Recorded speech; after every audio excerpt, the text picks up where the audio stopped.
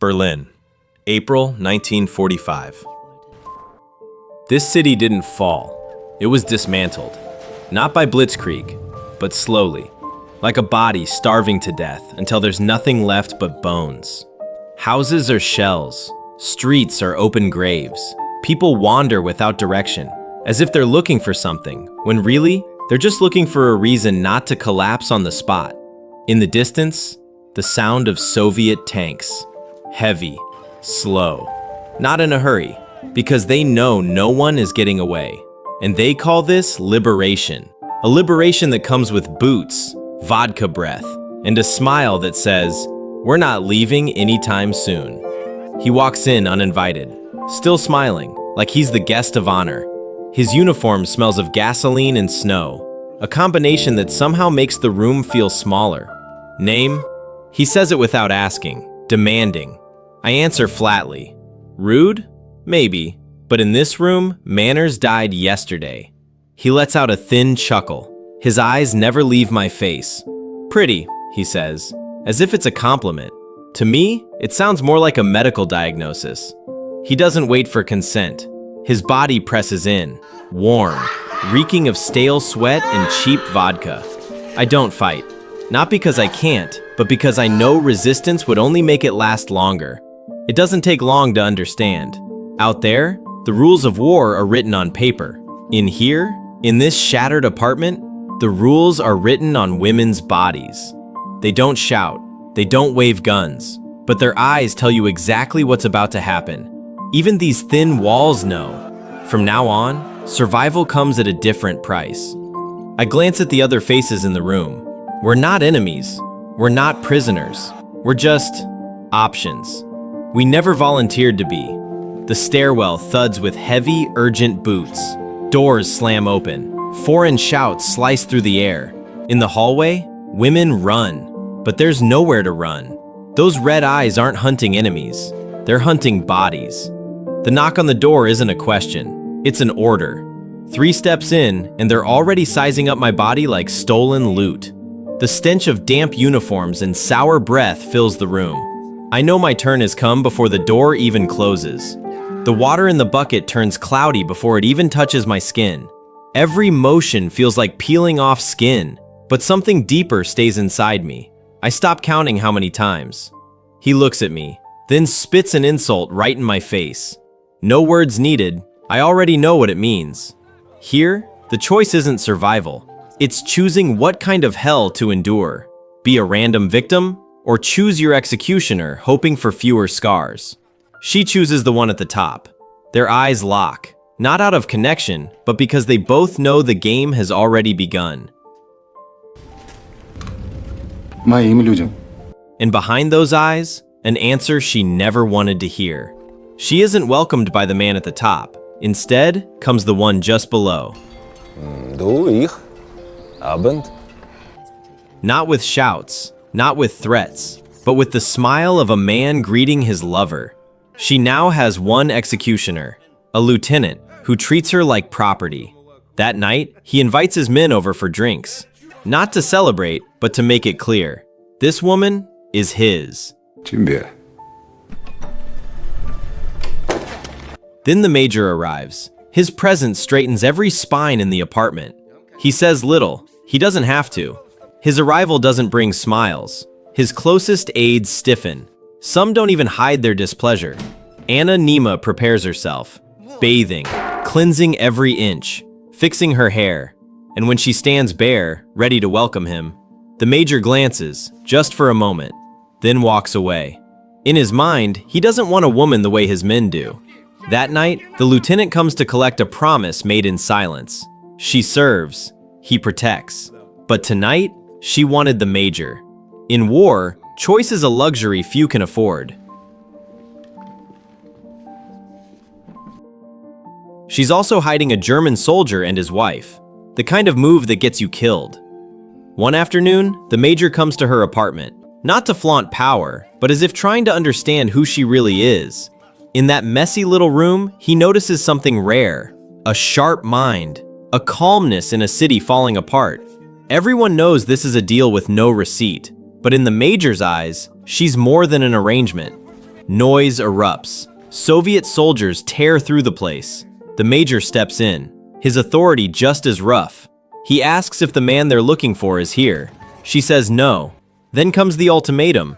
Anyone hiding a soldier faces death. At the peak of his temper, the major takes it out on Anna Nima. Then he leaves. The air stays heavy. The second his shadow disappears, she tells the German couple to run. Day by day, their connection tightens. Both know exactly what they're taking from each other. Anonyma's life began to shift. Her stomach isn't empty anymore. Her floors are warm, and no one dared kick her door open in the middle of the night to eat her body anymore. Even the people around her feel that shield, as if the major had built a fence around her whole little world. In a war like this, that isn't comfort, it's luxury. And every luxury is paid in full, with a currency that's never light.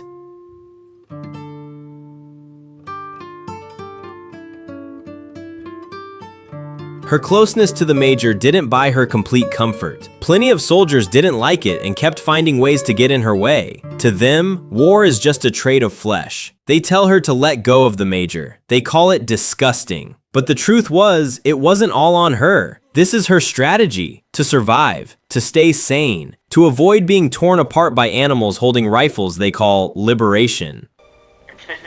Die Gesamtlage verlängert.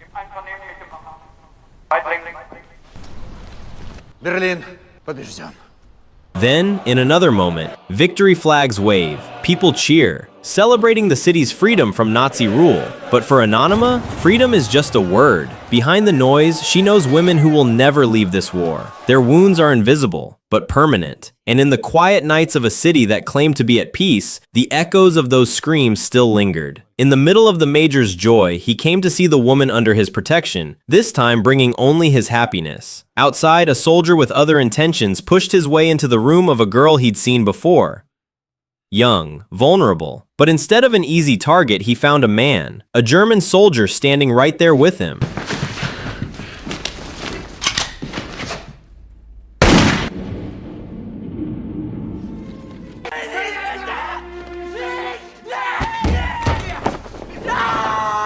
He tossed the man out like a useless sack. No mercy, no pity. Just eyes hungry for an excuse to hurt. And in the corner, Anonyma knew the secret she'd been keeping. It had just turned into the fire that could burn her down. The major didn't execute Anonyma. That choice turned him into the punchline of his own men. Soldiers who wanted blood, not mercy. To them, protecting her was weakness. And in war, weakness is the scent that draws in more predators. Чего смотришь? Иди отсюда, сказал.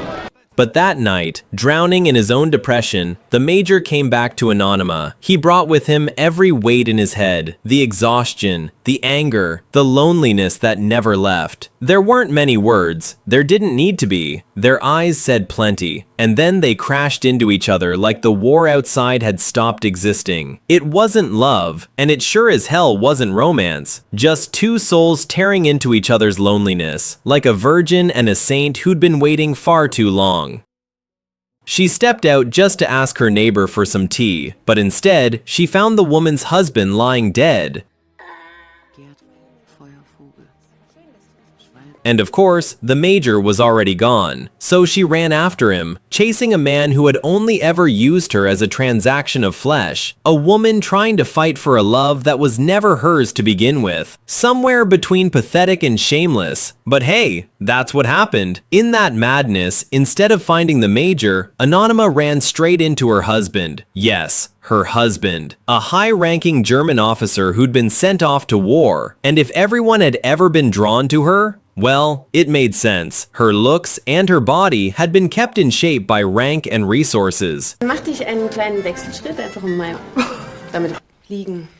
Now here he was, back from the war. Anonyma handed her husband every page of her diary. How she'd been raped over and over by stinking soldiers. How she'd clawed her way to sanity just to survive. She wasn't about to take all the blame for what happened. Even after her husband came home, Anonyma didn't stop chasing the major. She chose the Soviet over the man she married. Because under the major's power, she wasn't just some transactional woman, and she was perfectly willing to leave behind behind the husband who once funded her body into a polished, high society wife, but the major had already been reassigned, leaving Anonyma behind. Anonyma closed her diary. No tears, no embrace. Her husband looked at her, maybe with pity, maybe with disgust, or maybe just plain exhaustion with the world. Outside, the war was over, but inside her, the battlefield never stopped. Everything she did was survival, though to some, it was just sin wrapped in an excuse. She was called Anonyma because this story isn't just about one woman, it's about countless women whose names were never spoken. The name was both a shield and an erasure, just like how the war stripped away her body and her life. When the story was finally written down, Germany banned it, said it stained the honor of German women. Apparently, it's easier to stay quiet than to admit that behind the flags and the so-called glory, there's a stench of stories that will never fit in a hero's monument.